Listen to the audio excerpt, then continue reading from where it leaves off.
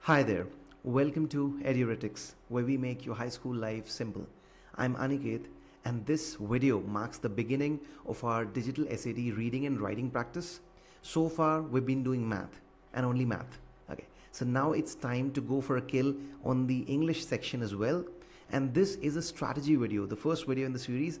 It's a strategy video where I'm going to tell you the right strategies to go for the maximum score on the reading and writing section, how to deconstruct it effectively. Okay, so let's go ahead and have a look.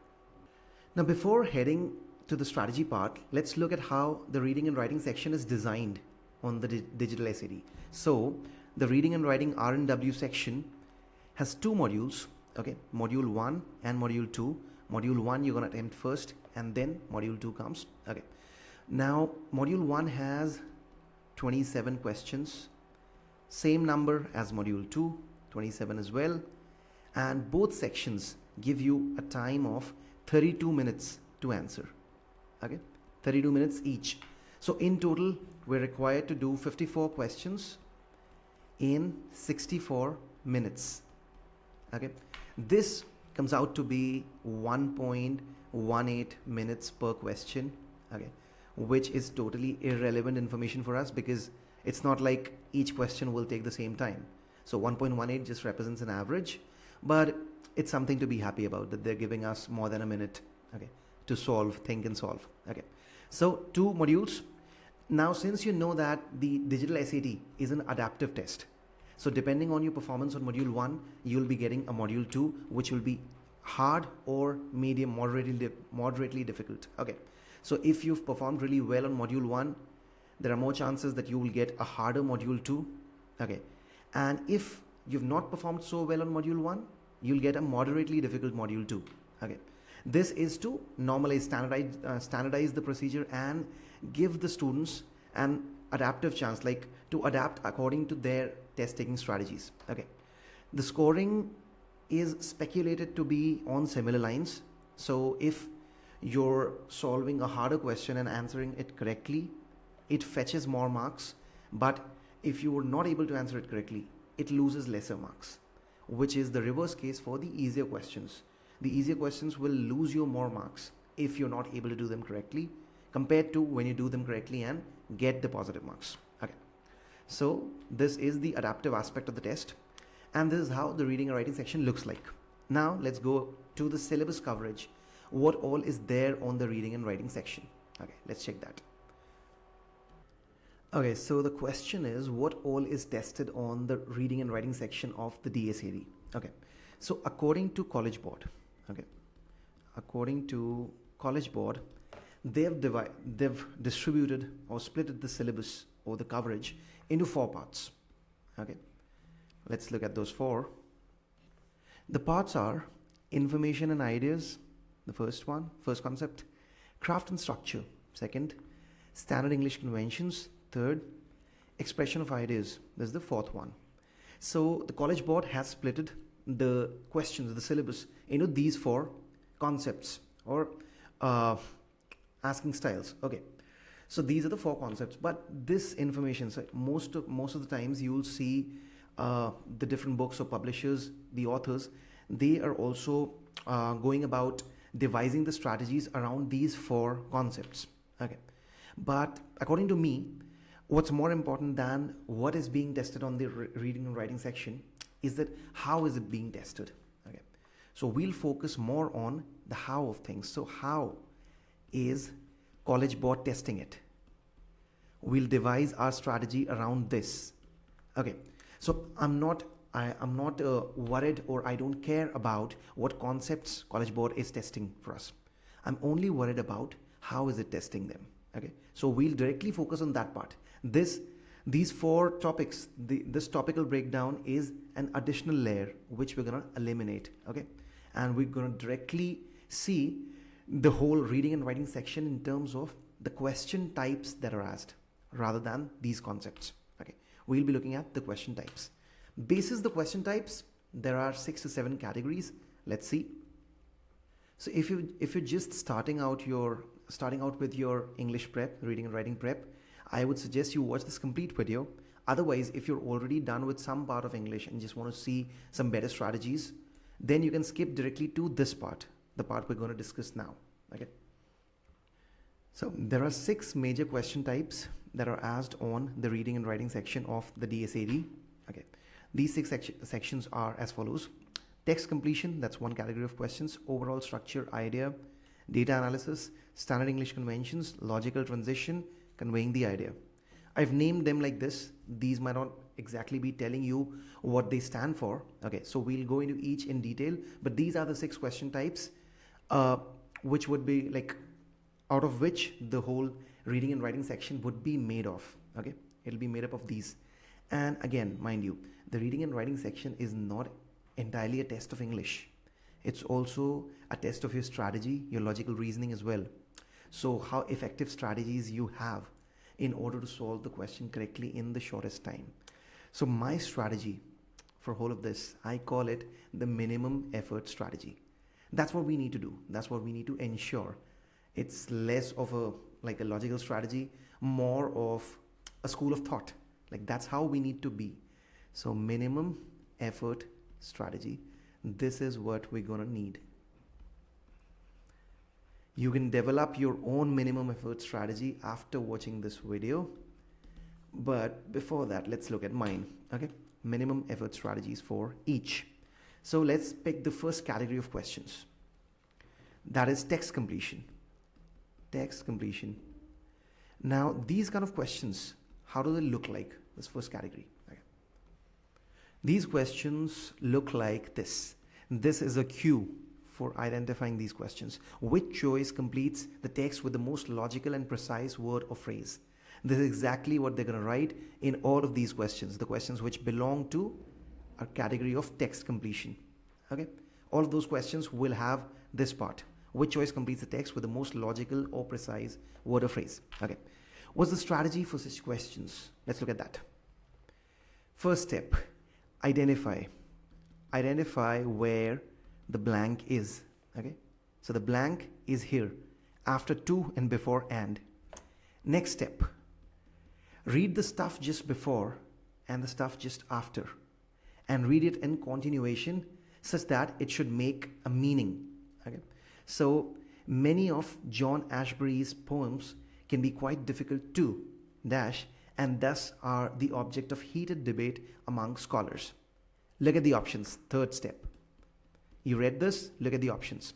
Delegate, compose, interpret, renounce. It's not necessary that you know the meanings of all of these, but just pick the simpler words. Compose, we know it means making something. Delegate means getting someone else to do something for us. Interpret, trying to find out the meaning. Since we're talking about poems, it most likely is going to be either compose or interpret. Let's read it again. Many of John Ashbery's poems can be quite difficult. When it says difficult and it's poems, what's difficult? What could be difficult? The meaning. And they're talking about it, and thus are the object of heated debate among scholars. So it's difficult to interpret. It's difficult to delegate, there's nothing to delegate. Difficult to compose, it's already composed. John Ashbery already wrote that. Interpret, yeah. People who read his poems would be looking to interpret the meaning of that poem. Renounce is not a word that is useful here, since interpret is already correct. Okay. So this is also one of the things you need to keep in mind. You don't need to know the exact meaning of all 4 options. The moment you find the most logically correct one, you don't need to care about the other options. Okay. So the first step, identify where the blank is. Second step, read the stuff before and after. Read before and after. Third step, look at the options. And fourth step, best fit. See which one fits the best. Okay, this is the exact strategy, the minimum effort strategy for text completion questions. Let's go to the next one. Okay, the second category of questions that I've named as overall structure. This category has a few subcategories as well. So the first one, overall structure or main idea. Second one, underlined idea. Third one, questions based on specific references. And the fourth one is text 1 versus text 2. So author 1 versus author 2, or text 1 versus text 2. Those kind of questions. Let's look at an example of each. Okay, look at this question. It's a classic example of the overall structure or main purpose, main idea, that subcategory of questions. How do you identify that? You identify that from here. Which choice best states the main purpose of the text? This is the thing to be focused on. Main purpose of the text. Okay. So what's the strategy for this kind of question? Okay. For this subcategory of questions, first, look at options. Look at the options. Okay. So option A, express hope that a child will have the same accomplishments as his parent did. To suggest that raising a child involves many struggles. To warn a child that he will face many challenges throughout his life. To encourage a child to embrace experiences life will offer. All these options are conveying an idea of a parent, a child, struggles, challenges, accomplishments. Okay, these are like the keywords: accomplishments, struggles, challenges, experiences, parent, and child. You got a main idea of what they would be trying to express. Now read. Second step is to read. Okay. So the following text is from Georgia Douglas Johnson's 1922 poem Benediction. Go forth, my son, winged by my heart's desire. Great reaches yet unknown await for your possession. I may not, if I would, retrace the way with you. My pilgrimage is through, but life is calling you. Mostly, this is a parent talking to his child. Go forth, my son. That's why. From here, you can identify that he is talking to his child. Okay? Great reaches yet unknown await. Great reaches, like you need to go great distances. Great experiences await you for your possession. And then, I may not, if I would, retrace the way with you. So the parent is saying that I could have done it with you, but my pilgrimage is through. Like my journey is over. I may not, if I would retrace, I cannot retrace the way with you, but life is calling you. It's an encouraging connotation where the parent is telling that, there would be certain challenges, experiences. You don't need to decode the complete meaning of the text. You just need to see which option matches the best. To express hope that a child will have the same accomplishments, nowhere have they mentioned any accomplishments. Option A is wrong. Go for the literal meanings. What's not explicitly told is not correct. To suggest that raising a child involves many struggles, I don't see that anywhere in this whole text. If the parent has talked about his struggles, no, he hasn't. Option B is wrong. To warn a child that he will face many challenges throughout his life. The parent is definitely telling that there are great reaches that await you, but the whole text is in a positive connotation, because the parent is saying that life is calling you, my journey is over, but life has a lot for you. So again, it's not a warning. To encourage a child to embrace the experiences life will offer. Yep. This looks like the most suitable one. How do we decide that? We decided that basis of what all is written in the poem directly, all the ideas which we're able to get directly, those would be the ones we reference. These three ideas are not directly expressed. Only the third one is somewhat there, but it's in a negative connotation, since he's warning the child that he'll face many challenges. Instead, he's talking about experiences which could include challenges as well as good times. Okay. So the third strategy is to choose. The third step is to choose the option. Okay. So first of all, read the options, check out the options, underline the important terms, get a basic idea of what might be in the passage. Okay. And then read the passage, keeping in mind what all you had underlined from the options. Okay, what all you got from the options. Then third, choose most apt. Choose the most apt option, the one which presents the things in the most apt manner. Okay. So this is the strategy for these main purpose, main idea, main structure, overall structure, those kind of thing. Okay, those kind of subcategory of questions. Let's move on to the next one. Okay, the second subcategory of questions is the underlined idea. So what do these questions look like? These questions have a passage, some text, then they have some portion of it underlined, and mostly you'll be able to identify them from here. Which choice best describes the function of the underlined sentence? So basically the underlined idea, what is it trying to convey? That's how these questions are framed. Okay, so there would be some portion underlined. The strategy for these questions, you don't read the options directly. Okay, you don't need to. First of all, identify. Similar to the text completion thing, you first need to identify where is the underlined text. It's right here in this question. It's right here, the underlined text. Second, now here I follow something called line of defense. So your first line of defense is reading the underlined part, then the part just preceding it, and the part just succeeding it. So this is the underlined part from the word the to reluctant, period.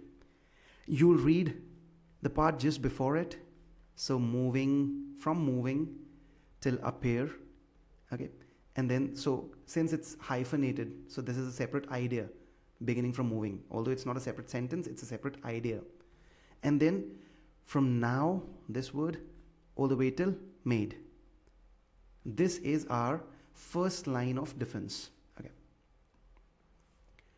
If at all we're unable to decode what is being asked after that, we take the second line of defense where we read further. The sentence preceding the one which we read, and then the sentence succeeding the one which we read. So the second line of defense would begin from this word from all the way till dishes, and from now, or maybe from here till trees. Okay, that would be the second line of defense if you're unable to find the right thing. So first step, identify. We identified, it's written here. Identify, then read the blank. Read the blank. It's saying the trees, like people, have their individual characters. Some were ready to yield up their lifeblood, while others were more reluctant. This is the blank. We've read this. Okay. Now let's check the part just preceding it and the part just succeeding it. So, moving leisurely among them, axe in hand, and striking a single quick blow to see if the sap would appear. So the women, they began to test the trees, moving leisurely among them. I use the second line of defense to make complete sense. Okay. This is one thing. So basically the women are beginning to test the trees to see if the sap comes out. Then this idea, this underlined idea, that means it succeeds the idea that initially the women they're checking the sap, and then it tells us about the character of trees, how they're like humans. Okay. Now one of the birchen basins was set under each tree, and a hardwood chip driven deep into the cut which the axe had made. Okay, so then again it's telling about the activity, how they're chipping each tree to make the cut. Okay, now let's look at the options. Portrays the range of personality traits displayed by the women as they work. No, the women are just testing. After that, it's telling about the personality traits of the trees, and then in the part succeeding, it's telling about how the women are making the cuts. Okay. It foregrounds the beneficial relationship between humans and maple trees. We don't see any benefits mentioned anywhere. It's more like the relationship is one-sided. In this relationship, only the humans are benefiting, not the maple trees. Not that anything of that kind is mentioned. We just need to stick to what's explicitly written. Okay. And nothing of that sort is written. It demonstrates how human behavior can be influenced by the natural environment. The natural environment, we know we're talking about human behavior. Okay. It elaborates on an aspect of the maple trees that women evaluate. Okay. So nowhere is it mentioned about the behavior getting affected by natural environment. Option D, it elaborates on an aspect of the maple trees that the women evaluate. This is the simplest option, okay, basically in the thing preceding it. So it elaborates on an aspect, that means something was spoken before, and then this underlined part elaborates on that part. Okay, so they were talking about how the women now start beginning to test the trees if the sap would appear or sap would come out. And then it's telling about the trees. Like people have their individual characters and some were ready to yield up the lifeblood. That means some were ready to give out all the sap they had, while others were more reluctant or more resistant, or that more effort would be required to get the sap out of those. So option D is the correct choice, primarily the correct choice. All the other options are trying to look beyond what is written in this, which I've always advised against. Never ever look beyond what is written. Okay, you don't need to try that. Whatever is written, look for the direct meaning. Okay, nothing beyond the direct. Okay, so option D. And what's the strategy? We first identify the blank, use our first line of defense, which is reading the blank, the part preceding it, and the part succeeding it, if at all, and then we check the options. If we're able to get directly from the options whatever is conveyed in the passage, well and good. Otherwise, we use the second line of defense, where we read further, one step like prior to what we had read earlier, and one step succeeding what we had read earlier. Okay, that's how we use the second line of defense, and then make out the correct choice. This is the strategy for the underlined idea. Now we come to the third category, that is third subcategory of the overall structure, overall idea thing. This is called the specific reference questions. This means whenever you see this part, always look at this part first for any question. Whenever you see this part, this is basically the direction for the question. According to the text, why would a helicopter built for Earth be unable to fly on Mars? It's a direct reference taken from the passage, a direct specific reference. They're not asking us about the main idea, something underlined, or the overall structure or the conclusion. No, not generic terms. They're asking about a specific thing, a specific question which can only be answered from the passage. Okay, reading from the passage. So now, in this case, you follow a similar approach as the main idea, the main purpose, that one approach. So you look at the options first. Options. So let's look at the options. Because Mars and Earth have different atmospheric conditions, because the blades of helicopters built for Earth are too large to work on Mars, because the gravity of Mars is much weaker than the gravity of Earth, because helicopters built for Earth are too small to handle the conditions on Mars. What are the things that are recurring in each option? We're talking about helicopters, we're talking about Mars and Earth, we're talking about atmospheric conditions, blades, gravity. These are the main things which we're dealing about. So we get a basic idea of what the passage might be talking about. Now the question, they're asking, why would a helicopter built for Earth be unable to fly on Mars? Keep this in your mind. Okay, why would a helicopter built for Earth be unable to fly on Mars? Now let's quickly read. So in 2014, Amelia Cohn and her team at NASA set out to build a helicopter capable of flying on Mars. Okay, they tried this project. Because Mars's atmosphere is only 1% as dense as Earth's, the air of Mars would not provide enough resistance to the rotating blades of a standard helicopter for the aircraft to stay aloft. For 5 years, Cohn's team tested designs in a lab that mimicked Mars's atmospheric conditions. So you're getting an idea. We're talking about Mars's atmosphere as being different from that of the Earth and being lighter than that of the Earth.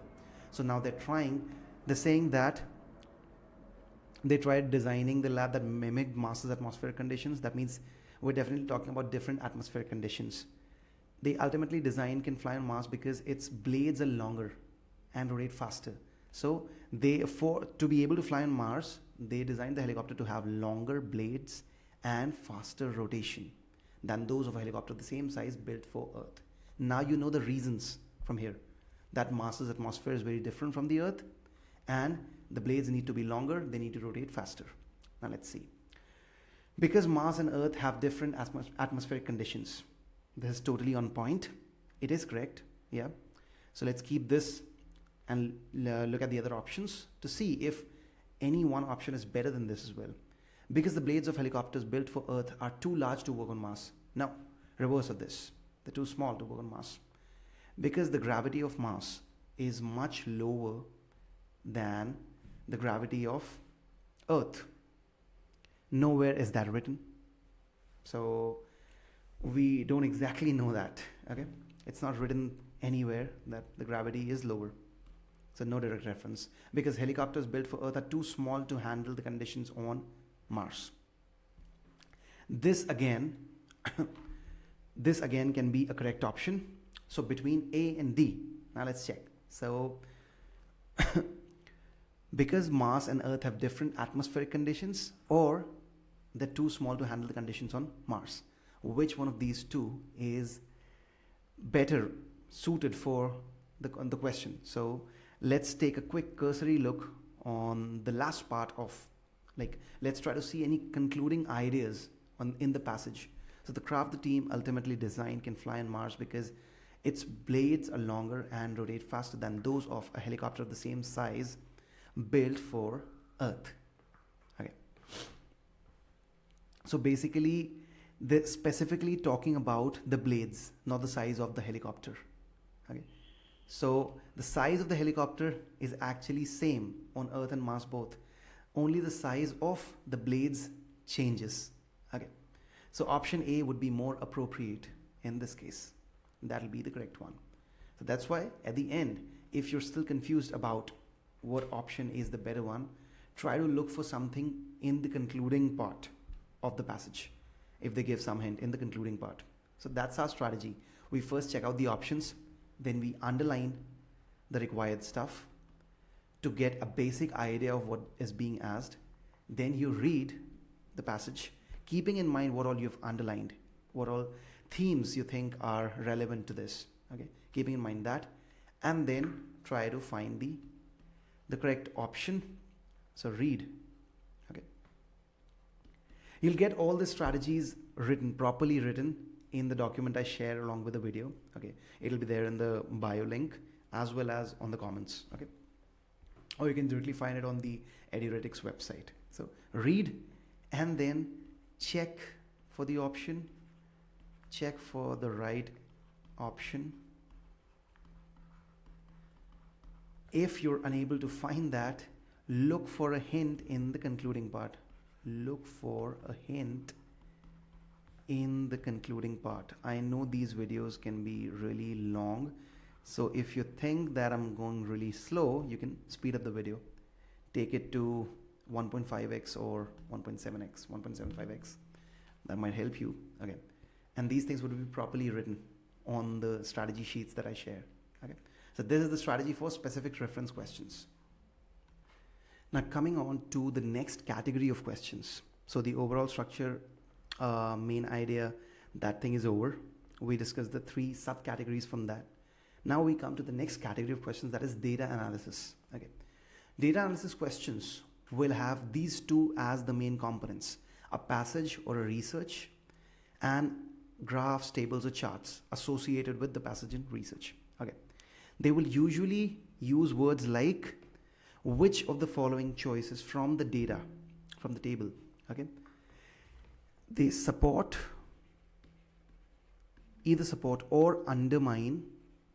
So either support or disagree, refute. Okay, either support or deny.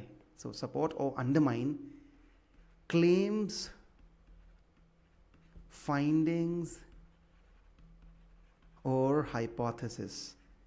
You will find these words. Okay, claims, specific claims, findings, or hypothesis. So which of the following choices from the data support or undermine these claims, findings, or hypothesis? This would be the overall structure of a data analysis question.